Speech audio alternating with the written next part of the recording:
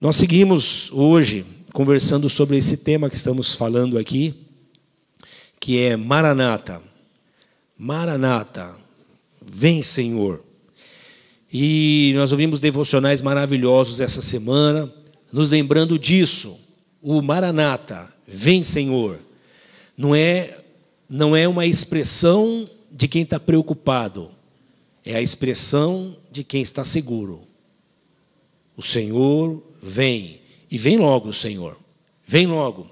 E não é vem logo porque eu quero escapar da vida, não é vem logo porque eu não quero mais a beleza da vida, não é vem logo porque eu não quero mais desfrutar dos encantos da vida. A vida nos encanta, a vida é bela, a vida é uma dádiva de Deus para nós, a criação de Deus é um presente de Deus para nós. Isso glorifica o nome dEle, mas que bom para nós, porque por glorificar o nome dEle nos traz bem, nos faz bem. Nos faz bem a criação, nos faz bem a natureza, nos faz bem o homem, nos faz bem o próximo. Mas há uma contradição em tudo isso. Tudo isso que nos faz bem também nos traz o mal. E não traz o mal por conta da criação, nos traz o mal por conta da criatura. Nós que fomos criados por Deus, os homens, a coroa da sua criação, a conclusão da sua obra magnífica de 6 dias. Ele conclui com essa obra-prima que sou eu e você. Só que essa obra-prima se encantou consigo mesmo e quis ocupar o lugar do Criador. E isso rompeu o relacionamento com Ele, nos colocando nessa condição de contradição. E é sobre isso que eu quero falar hoje. Maranata, vem Senhor. E nesse tempo, nós lidamos com a alegria do já. O Senhor está conosco, com a angústia do ainda não. Ele ainda não veio. É essa contradição da celebração da vida aqui e agora e a angústia da alegria plena que ainda não veio e que está chegando. Essa contradição que eu e você vivemos, que todo aquele que nasceu de novo vive, que todo aquele que experimenta a revelação de Deus vive, que é a celebração do já, a celebração do hoje. Nós celebramos a vida, nós celebramos o Deus, o Emanuel, nós celebramos o Emanuel. Deus se fez presente entre nós, mas Deus continua presente em nós, mas Ele veio morar em mim, Ele está em mim, Deus está em mim. E isso me dá uma sensibilidade para eu celebrar a vida e glorificar a Deus e agradecer a Deus de maneira especial. Isso me dá alegria de eu não desesperar, ao contrário, de eu ter esperança. A cada criança que nasce, a cada manhã que nasce, a cada oportunidade de vida, nós celebrarmos por isso. A cada um que ainda não foi, então nós celebramos a vida. Isso nos traz maior sensibilidade ainda para celebrar a vida. Mas nós lidamos com essa contradição, essa celebração pelo já e a agonia pelo ainda não.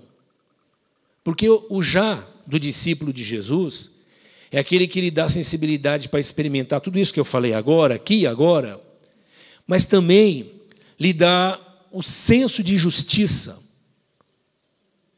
que nós sentimos falta na humanidade hoje. O senso de bondade que nós experimentamos de Deus e sentimos falta na humanidade hoje. O senso de beleza, dessa beleza que Deus revela a cada um de nós, que é da sua santidade, da sua misericórdia, da sua graça, e que nós não podemos desfrutar dela plenamente. Então é essa contradição da celebração do que a gente sente aqui e agora, e daquilo que ainda está ali e além. E nós ficamos na angústia da expectativa. É o que Paulo usa uma linguagem, ele fala, por exemplo, dos discípulos da igreja de Corinto, que é uma igreja que nasce e luta com as aflições da vida, e ele usa uma linguagem parecida com essa, que é a mãe que vai dar à luz e se alegra pelo filho que vem, mas luta com a dor do filho que está para ser parido, está parindo, está chegando. É a dor do filho que vai chegar, ainda não chegou, mas a alegria de que daqui a pouco ele vai estar aí e essa dor será suplantada, ultrapassada, né, vencida. Essa é a luta da contradição que eu e você temos. E um dos temas que eu e você precisamos pensar hoje é o tema da vitória sobre a morte. O cristão, ele precisa caminhar na vida com seu coração cheio da mensagem do Evangelho, que nos fala sobre a ressurreição. Se nós não ouvirmos a palavra do Senhor a esse respeito, nós vamos caminhar na vida, como diz o apóstolo Paulo, como os mais miseráveis dos homens, esperando Jesus apenas para essa vida. O nosso Cristo é o Cristo do aqui e agora. E essa é a linguagem do apóstolo Paulo. Hoje eu estou conversando então com os irmãos sobre chama apocalipsismo, que hoje a gente chama de escatologia, mas é um pouquinho só diferente. É a ideia de que a mensagem que o Senhor Jesus nos traz sobre a sua vinda não é alguma coisa que nos impacta amanhã. Essa mensagem, ela começou desde a eternidade, quando o Senhor, segundo o apóstolo Paulo nos ensina, nos chamou antes da fundação do mundo. Elegeu o seu povo, como ele fala em Efésios, em Romanos 8, e foi chamando esse povo para caminhar com ele. E à medida que ele vai nos chamando, nós vamos experimentando a sua glória, sentindo essa sensibilidade de Deus no aqui e agora, e vamos caminhando para a sua volta. E nessa caminhada, nós não temos medo da morte. E essa palavra de Paulo é para uma igreja que está sendo perseguida, uma igreja que vai enfrentar a morte, é uma igreja que vai ser dizimada em Jerusalém, ou onde ele passa. Ele mesmo experimentou a dor da morte, do sofrimento, por causa do Evangelho de Cristo. Então, é essa mensagem de que o Senhor vem, e Ele vem amanhã, mas nós experimentamos a vida dele hoje, sem medo de morrer, porque o centro da mensagem dele, nessa linguagem de Paulo, é: o Senhor venceu a morte. E a morte já não é o que eu e você tememos. A morte já não é a barreira final para mim e para você. A morte é só o caminho que nós encontraremos. E ele fala isso em 1 Coríntios, no capítulo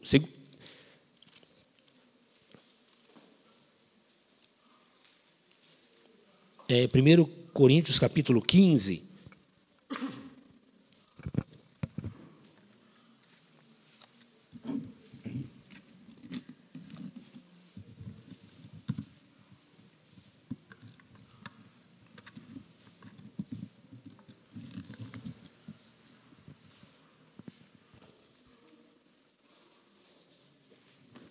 Ele nos fala isso a partir do versículo... Deixa eu ler aqui com você.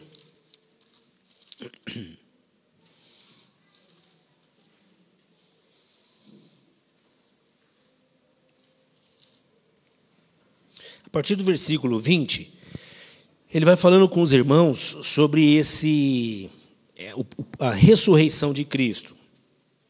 A ressurreição do nosso Senhor. Eu e você precisamos fazer uma pergunta para nós mesmos, irmãos. Como que nós caminhamos na vida? Com medo da morte? Como que nós caminhamos na vida? Como caminhávamos antes? Com a dúvida, o que será depois da morte? O que será depois do amanhã? Como a gente costuma ouvir, né, as pessoas dizerem, e é normal as pessoas dizerem isso, quem voltou de lá para dizer como é que é? Quem voltou para dizer que de verdade tem Deus? Quem voltou para dizer que de verdade tem céu? Quem voltou para dizer que de verdade alguém está com Jesus? Quem voltou? Quem voltou para de verdade falar, é isso mesmo, é conforme diz as Escrituras? Ninguém voltou. E aquele que voltou para nos trazer a mensagem, eu e você não andamos mais, não vemos ele, que é o Senhor Jesus. Eu e você nunca o vimos como ele foi quando esteve entre nós. Então nós não o conhecemos assim.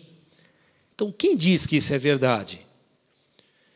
E essa mensagem, ela, de alguma maneira, vai permeando a nossa mente, o nosso pensamento, os dias modernos, a ciência, a tecnologia, o materialismo. Essas coisas vão cada vez mais nos trazendo apenas para aquilo que nós vemos e tocamos e apalpamos. E a mensagem da esperança e a mensagem da vitória sobre a morte e a mensagem do não medo pela morte, parece que ela vai sendo colocada numa segunda, numa terceira, numa quarta gaveta, para a gente nem tocar nesse assunto, porque a realidade do que nós vemos e vivenciamos parece estar longe do que em algum momento nós ouvimos, de que nós vamos morrer e vamos estar com Jesus. Quem garante que quando eu e você morrer nós vamos estar com Jesus? O apóstolo Paulo, já nos dias dele, lidava com esse tema. E ele diz assim, a partir do versículo 20, para os irmãos de Corinto: Mas de fato, Cristo ressuscitou dentre os mortos, sendo ele as primícias entre aqueles que dormiram. Visto que a morte veio por meio de um só homem, olha que interessante, ele reforça o conceito de que Jesus morreu e ressuscitou. E o tema da ressurreição é um tema central no Evangelho. É o tema da ressurreição. É o tema de que eu não acabo. É o tema de que quando eu morrer, sim, imediatamente o meu espírito vai estar com Deus. Mas quando Deus me criou, não criou só espírito, criou espírito e corpo. E o corpo? É desse tema que ele está falando. E isso é um reforço para eu e você, que caminhamos com o que vemos. Se eu não posso tocar o espírito, pelo menos a referência que eu tenho é do corpo. E o Moisés que vocês conhecem é esse, que com o tempo vai envelhecendo, vai mudando, mas é sempre esse que você conhece. O você que você imediatamente reconhece é o que você vê no espelho. E o que as pessoas conhecem é o que você vê. Então, é uma linguagem que ele usa para nos ajudar a entender isso. A materialidade, que é algo tão presente na nossa mente, ela pode ser confortada com a ideia de que quem eu sou, que é o espírito que eu tenho, mas esse corpo não cessa. Eu morro hoje e imediatamente meu espírito está com Deus. Mas eu não estou completo, pois Deus me fez corpo e espírito. E aí Paulo vai tratar do tema da ressurreição, que é a volta desse corpo. E isso ajuda eu e você a entender que o céu não é um lugar imaginário onde tem um monte de alma com asas voando. Isso é, mas a ideia é uma outra ideia. Essa é outra ideia.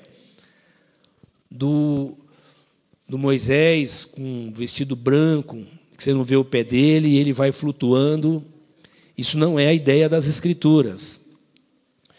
A ideia das Escrituras é de que o meu espírito está diante de Deus quando eu morro, mas eu não estou completo ainda, porque Deus me criou corpo e espírito. E Paulo está tratando desse assunto. Ele está dizendo que aquele que está com Cristo está com Ele, mas não completo. Mas o Senhor quer Ele completo. E Ele estará completo diante do Senhor, porque o Senhor ressuscitará aquele corpo dele. E se no céu não precisa corpo, é porque nós reinaremos na terra. E esse corpo que hoje envelhece, esse corpo que se decrépita, né? Esse corpo que hoje lida com o que é corruptível, que é a tentação, o envelhecimento, a doença, a dor, a angústia, a tristeza, esse corpo será substituído por um corpo incorruptível, que agora não teme mais nem o pecado, nem a tentação, nem a doença, nem a dor, nem a morte. E essa esperança vai se perdendo no meio dos irmãos de Corinto. E eles usam bastante a linguagem do espiritual. E a gente vê bastante isso hoje em dia.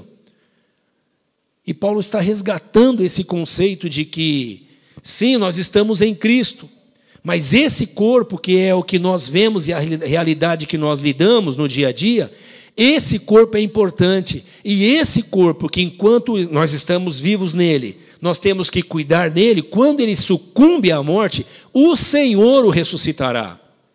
Então ele diz assim: mas de fato Cristo ressuscitou dentre os mortos, sendo ele a primícia entre aqueles que dormiram.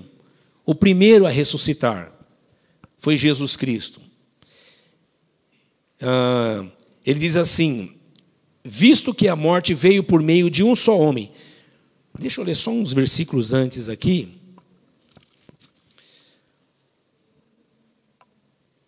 Olha o que ele diz no versículo 2. Deixa eu só voltar no 2. Ele diz assim: por meio deste evangelho, vocês são salvos, desde que se apeguem firmemente à palavra que peguei. Caso contrário, vocês têm crido em vão. Pois o que primeiramente lhe transmiti foi o que recebi, que Cristo morreu pelos nossos pecados, segundo as Escrituras. Então, Cristo morreu, o corpo dele morreu. Se o Cristo é Deus, ele não pode ser morto. Mas se ele decidiu ter um corpo, e Paulo fala isso em Filipenses capítulo 2, ele decidiu ter um corpo para ficar como nós e nos ensinar como é ser gente, como é ser humano. Agora ele pode morrer. E mataram ele. Só que mataram ele para que o corpo que ele recebeu, que também podia envelhecer e ser morto, fosse transfigurado num corpo de glória, para que depois os discípulos dele, que também têm corpo, pudessem ter os seus corpos transfigurados da mesma maneira como ele. Então Paulo está falando disso.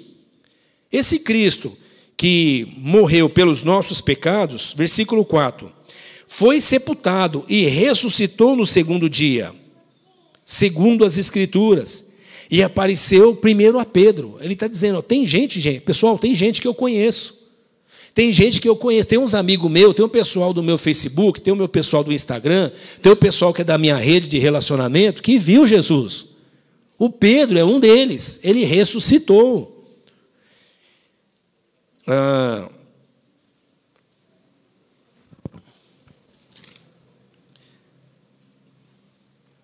Depois disso, apareceu a mais de 500 irmãos, de uma só vez. E a maioria desses irmãos ainda estão vivos, embora alguns já tenham adormecido. Depois apareceu a Tiago, e então, depois, a todos os apóstolos. E depois desses, apareceu também a mim, como a um que nasceu fora do tempo. Ele usa a linguagem em outra versão, como se fosse um aborto. Ele fala dos apóstolos: eu sou aquele que veio fora do tempo, mas o Senhor também apareceu a mim. Então ele está dizendo, olha, o Senhor, gente, ele ressuscitou. Ele teve um corpo para poder vir resgatar o nosso corpo. E ele morreu para nos resgatar da nossa condição. Mas se isso fosse só o suficiente, o necessário, ele iria para a glória e acabou. Mas não, ele ressuscitou, o seu corpo ressuscitou. Isso que vocês viram, pregado numa cruz, na figura de Isaías, aquele Jesus desfigurado, nenhuma beleza víamos nele para que o desejássemos, aquele Jesus que estava, ele foi, o texto diz assim, ele foi massacrado por causa dos nossos pecados. Então, ele estava desfigurado na cruz. Esse Jesus que estava desfigurado na cruz, ele ressuscitou. Ele venceu a morte. E ele apareceu para Pedro, ele apareceu para mais 500 irmãos, alguns estão vivos, outros morreram. Depois ele apareceu para Tiago. E depois ele apareceu para mim. Ele está dizendo, ele apareceu para esse monte de gente que viu ele, andou com ele. E depois apareceu para mim, que nunca tinha visto ele. Ele está dizendo, é o mesmo Jesus. E esse Jesus agora me entregou uma mensagem para eu entregar para vocês. E a mensagem é essa. Ele ressuscitou. A morte não pôde segurar Jesus. A morte não pode vencer Jesus. Jesus não foi morto, como diz o Leonardo Boff, né? Jesus não morreu atropelado por um camelo. Jesus não morreu porque tropeçou e bateu a cabeça. Jesus morreu porque ele se entregou. E ele foi na cruz. E ele se entregou para nos ressuscitar. Jesus morreu na cruz para mostrar o seu triunfo sobre a morte, o seu triunfo sobre o pecado. O que me mata e o que te mata é o pecado. O que nos matou e nos destruiu foi o pecado. Mas Jesus veio para pegar esse pecado e cravar na cruz, pagar ele como dívida e nos dar a garantia de que nós ressuscitaremos como ele ressuscitou. Paulo diz que a morte não pôde segurar Jesus. Você sabe o que é isso? A morte segurou Abraão, a morte segurou José, a morte segurou Isaac, a morte segurou Jacó, a morte segurou Davi, a morte segurou Elias, Ezequiel. A morte segurou todos esses grandes homens, mas ela não pôde segurar a Jesus Cristo de Nazaré. Ela não pôde reter Jesus. Por quê? Porque Abraão pecou, Jacó pecou, Isaac pecou, Davi pecou, José pecou, Elias pecou, Ezequiel pecou. Mas quando ela foi segurar Jesus, ela não encontrou o pecado em Jesus. E a morte não pôde segurar Jesus. Agora, ele escraviza a morte. Aquele que escravizava os homens, agora se torna escravo de Jesus Cristo. E ele agora triunfa sobre a morte. Paulo está falando dessa mensagem para a igreja de Corinto. Não temam morrer, porque morrer não é o fim. O Senhor, o Deus, se fez gente para nos mostrar que a morte não pode segurar aquele que nasce de novo. Ele diz assim, no versículo 22, pois da mesma forma que em Adão todos morrem, em Cristo todos serão vivificados. Não é só vivificados no Espírito, na primeira ressurreição, quando eu recebo a Cristo e saio da morte e vou para a vida. Paulo nos ensina que o Senhor nos transportou do reino das trevas e nos trouxe para o reino da luz, o reino do Filho do seu amor, que nós ressuscitamos em Cristo. Mas é mais do que isso. Ele está falando de ter esse corpo meu e teu ressuscitado, vivificado. E essa é a alegria que nos ajuda a lidar com essa contradição da celebração da vida hoje e da angústia da esperança que só será ali e além. Dessa contradição que nós lidamos, que é com a esperança da fé do agora, mas a angústia de lidar com a realidade do dia a dia. É isso que nos alegra e nos anima e nos enche de esperança. É que o Espírito que ressuscitou a Cristo ontem, e que nos tornará como Ele é amanhã, é o que nos visitou hoje, nos trouxe ressurreição hoje, e hoje muda a minha consciência, e hoje muda o meu coração, e hoje me faz viver nessa vida, sem ter raízes nela. Que maravilha, você está no jardim, comer dele, desfrutar dele, mas não ter raiz nele, porque sabe que ele é passageiro, ele é temporal. E quando esse jardim começa a ficar velho, e as frutas começam a cair, e tudo começa a se acabar, você não tem por que se desesperar. Porque o Espírito que ressuscitou a Cristo, ele testifica dentro do meu espírito. Não é autossugestão, não é pregação boa do pastor João Sebastião, é o Espírito de Deus que dentro de mim e de você testifica que nós somos filhos de Deus e que nós já experimentamos desde já essa ressurreição.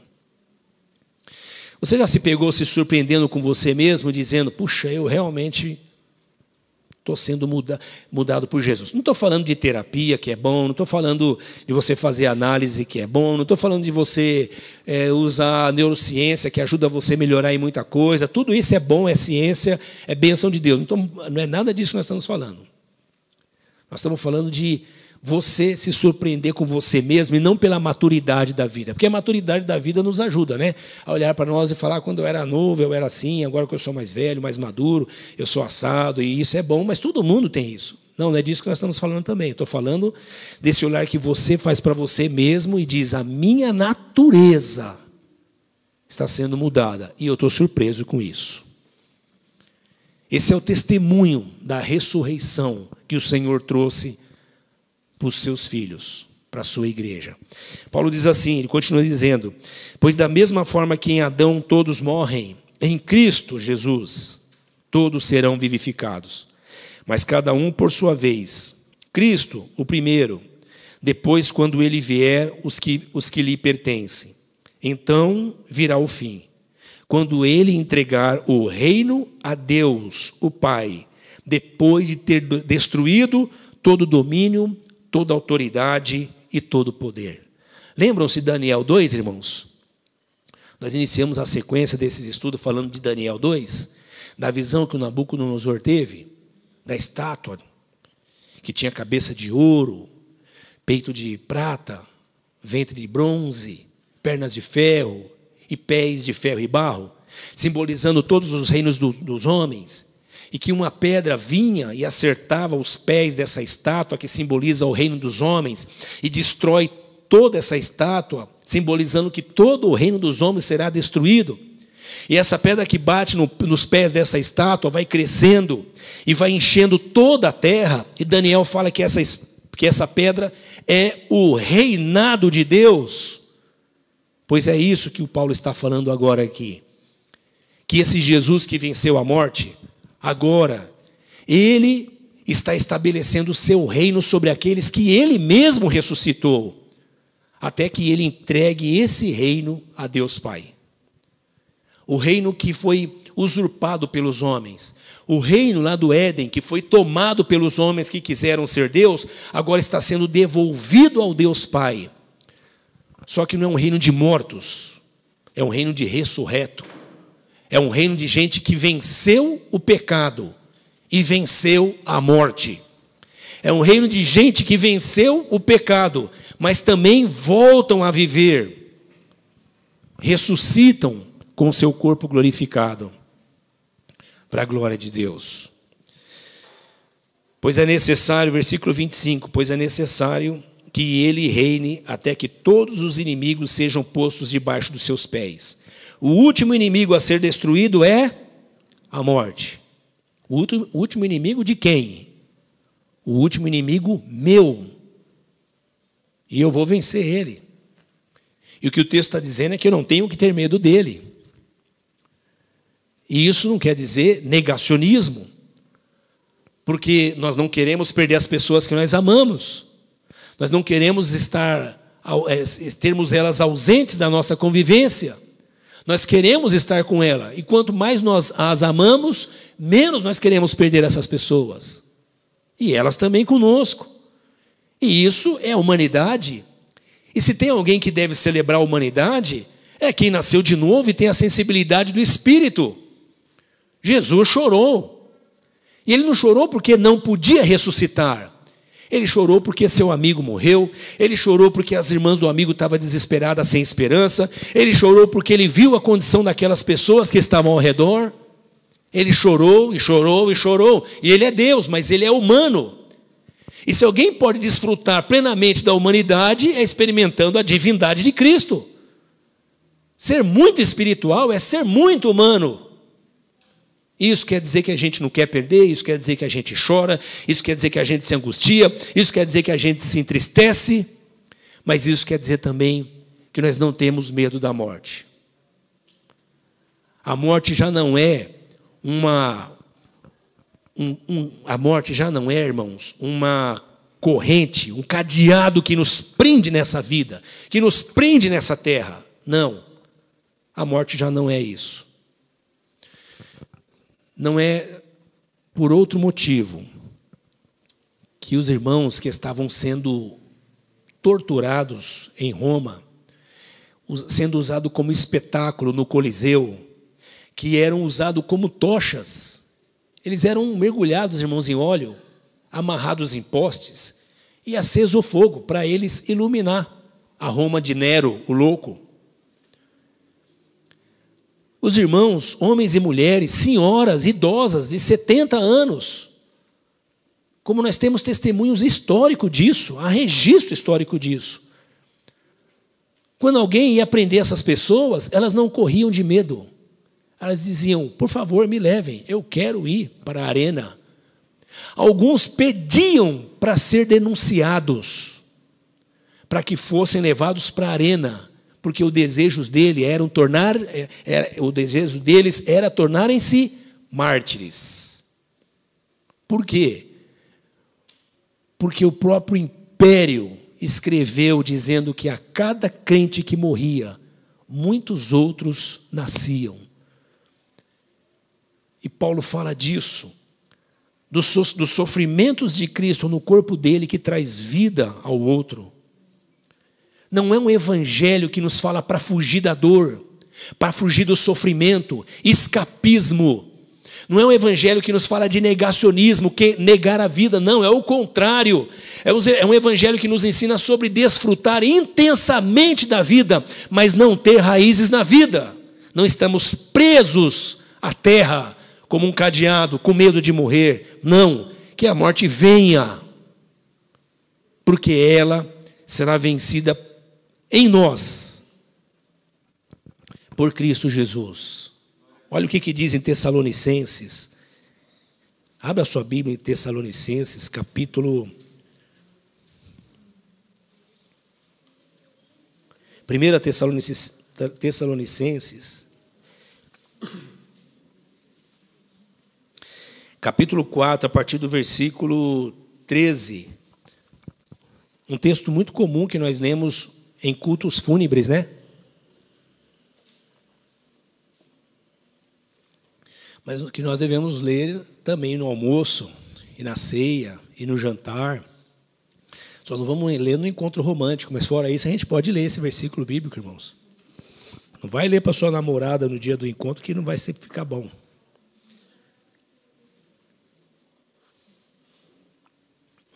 Diz assim, irmãos, não queremos que vocês sejam ignorantes quanto aos que dormem. O que é isso? Ignorante é estar preso às tradições humanas, às religiões humanas. 1 Tessalonicenses 4,13. Não estar preso a essas tradições humanas, à religiosidade humana. De novo, irmãos, nós não estamos falando de um apocalipsismo, ou apocalíptica, ou escatologia do Antigo Testamento, ou de algumas escatologias que existem em algumas comunidades que levam as pessoas a negar a vida. E as pessoas pensam só no amanhã, Jesus vem. É claro, nós estamos pregando isso, que ele vem, Maranata, vem Jesus. Mas alguns, por não entender direito as Escrituras, estão olhando para o Jesus que vem e deixa de viver o aqui e agora. Deixa de ser cidadãos na sociedade que Deus nos colocou para ser e influenciarmos ela. Deixam de ser pais e mães que deveriam ser para a glória de Deus. Deixam de ser filhos e amigos e maridos e namorados e esposas e esposos que deveriam ser para a glória de Deus aqui e agora. Deixam de ser bons educadores, bons profissionais. Porque estão dizendo, não, minha vida não é aqui não, minha vida é no céu. Mas o céu não é lá, o céu é aqui. Ele começa aqui agora. Jesus diz, o reino de Deus chegou, não plenamente. Tem um hino antigo que a gente canta, que diz assim, o que se diz dos seus encantos, ó cidade do bom Deus. E vai falando dessas lembranças que nós temos de um céu que nós não conhecemos. Você já sentiu saudade do céu, irmão? Você sente saudade do céu? Como você... Não? Ixi, se você não sente, nós vamos começar uma série de pregações aqui sobre isso. Não é vontade de morrer. Se alguém está morrendo de vontade de morrer, precisa se tratar. Precisa ir no psiquiatra, precisa ir no psicólogo. Ai, que vontade de morrer. Não vejo a hora de morrer. Não, não faça isso. Alguma coisa está errada com você. Então não é negacionismo, não é escapismo. Mas é a saudade. É a saudade que de algum lugar que nós não conhecemos, mas o Espírito Santo nos comunica. Eu vou te dar um exemplo. Você tem sede de justiça? Nas bem-aventuranças, Jesus fala dessa saudade. Bem-aventurados os pobres. Por quê? Então é bom ser pobre? Não. É porque o pobre que teme a Deus, ele sente saudade de uma abundância que o Espírito Santo lhe comunica, mas que ele não conhece. Mas o Espírito Santo comunica a ele. Ele tem saudade disso. Eu quero isso. Onde está isso? Eu começo a experimentar aqui e agora, mas será pleno ali e além. Maranata, vem Jesus. E assim é com a justiça, e assim é com o amor, e assim é com a humanidade. Que saudade do ser humano.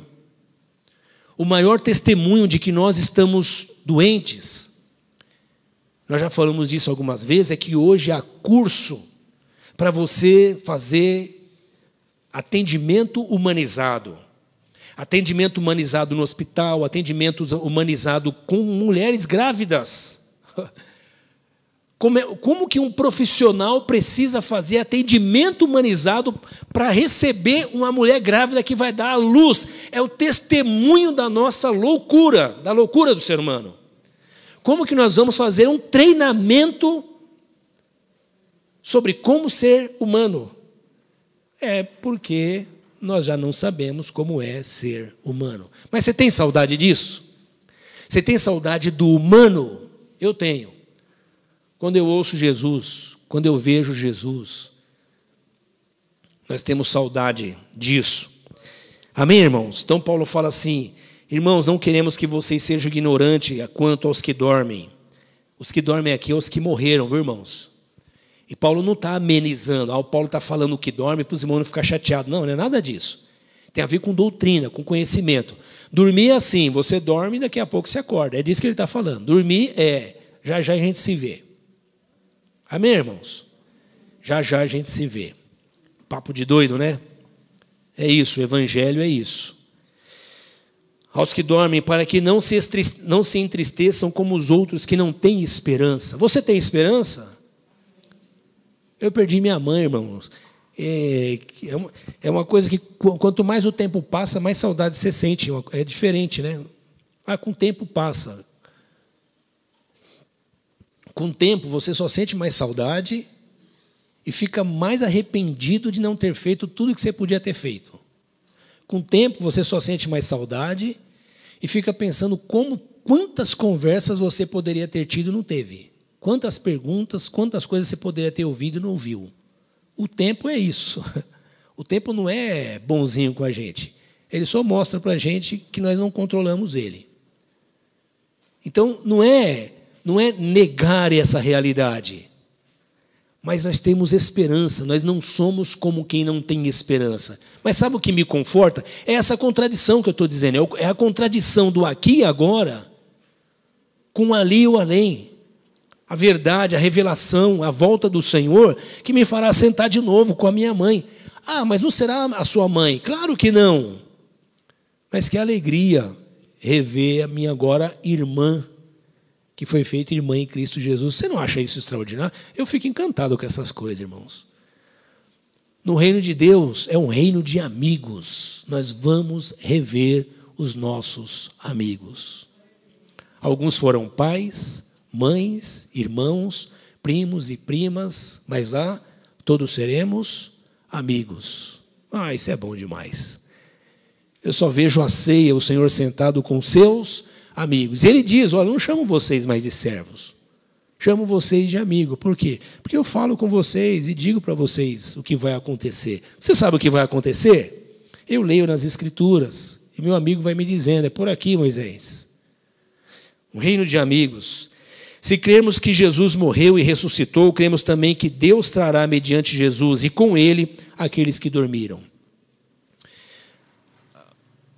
Dizemos a vocês pela palavra do Senhor que nós, os que estivermos vivos, os que ficarmos até a vinda do Senhor, certamente não precederemos os que dormem. Dá a impressão que Paulo tem certeza que Jesus vem para aqueles dias. Ele está dizendo, olha, nós que estamos vivos, vamos ver Ele, já já Ele está chegando aí. Ele não diz assim, quem estiver vivo vai preceder os que dormem. Ele está dizendo, nós que estamos vivos. Ele está dizendo, nós veremos o Senhor.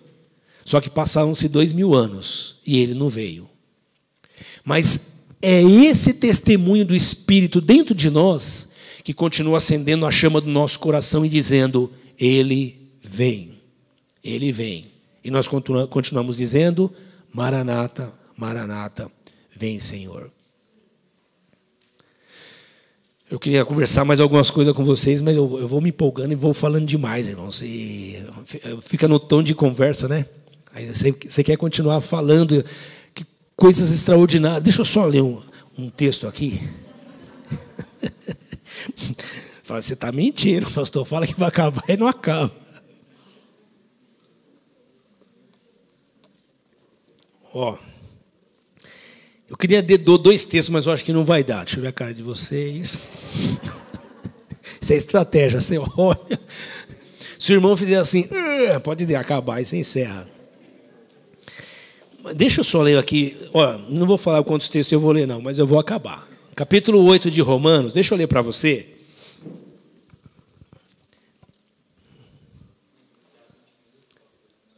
Oi? Ó, o Renato Zanetti vai pregar semana que vem. Nós vamos negociar mais 20 minutos aqui. Que tá bom, esse aqui é irmão da hora. Muito bom. Romanos capítulo 8, irmãos.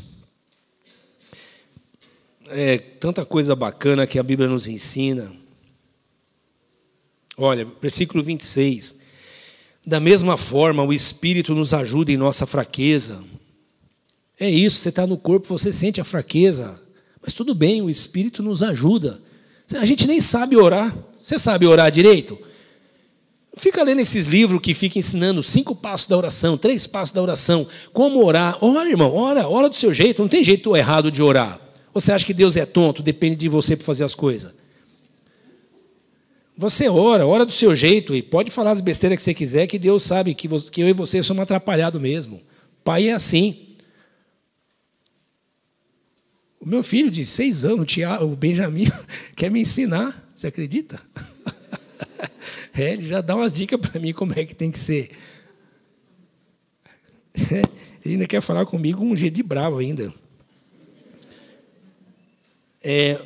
Da mesma forma, o Espírito nos ajuda em nossa fraqueza, pois não sabemos como orar, mas o próprio Espírito intercede por nós com gemidos inexprimíveis. E aquele que sonda os corações conhece a intenção do Espírito, porque o Espírito intercede pelos santos de acordo com a vontade de Deus. Você ora errado, Deus arruma a sua oração errada. Isso é bom demais, irmão. Ai, meu Deus, eu não sei como orar. Ora, fala, abre a boca. E se não puder abrir, pensa. Ah, faz tempo que eu não oro. Você pensa em Deus? Isso é oração. Você fala de Deus? Isso é oração. E cuidado, quando você fala mal de alguém também, o Senhor está ouvindo, hein? Sabemos que Deus age em todas as coisas para o bem daqueles que o amam, dos que foram chamados de acordo com o seu propósito, pois aqueles que de antemão conheceu, também os predestinou para serem conforme a imagem do seu Filho, a fim de que ele seja o primeiro entre muitos irmãos. Nós lemos em Coríntios que ele é o primeiro dos que ressuscitou. Para quê? Para ser o primeiro entre muitos irmãos. O primeiro irmão que ressuscitou foi Cristo. O primeiro que caiu foi Adão. Se o primeiro, Adão, que por causa dele entrou o pecado e a morte, agora, pelo segundo irmão, que é Cristo, entrou a ressurreição e a vida. Se por Adão nós fomos expulsos do jardim, em Cristo nós voltamos para o jardim. Mas o nosso assunto não é o jardim. O nosso assunto é Deus. Porque o céu não está no jardim. O céu está onde Deus se faz presente. Deus está entre nós. E nós sentimos. O Senhor está conosco. É essa tensão do céu que nós sentimos quando oramos, quando cantamos, quando celebramos, quando comungamos, quando ceamos. É o céu que vem perto de nós. É o já. E o ainda não acaba e daqui a pouco a gente volta de novo para lidar com as questões da vida.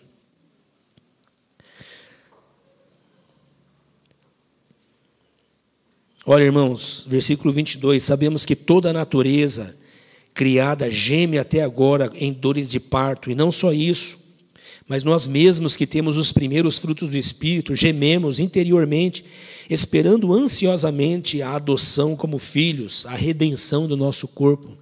A natureza, eu e você, esperamos, Jesus, vem logo. E esse vem logo não é, ai que vontade de morrer. Esse vem logo é, nós queremos que o que é incorruptível finalmente absorva isso, que se acaba, que envelhece, que morre, que dói, que definha. Os irmãos, quando eram levados à arena, quando eram sacrificados por amor a Cristo, eles não eram mais do que eu e você, mas eles tinham o mesmo Espírito que eu e você temos. E esse mesmo Espírito que testemunhava dentro deles e dava graça para eles e os empurrava para o martírio como desejo, é o mesmo que sustentará eu e você.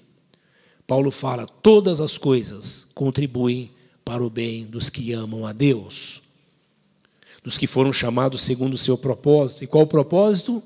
Eu e você ficarmos parecidos com Jesus. O propósito não é ter carro, casa, isso você trabalha e vai estudar e vai lutar por isso.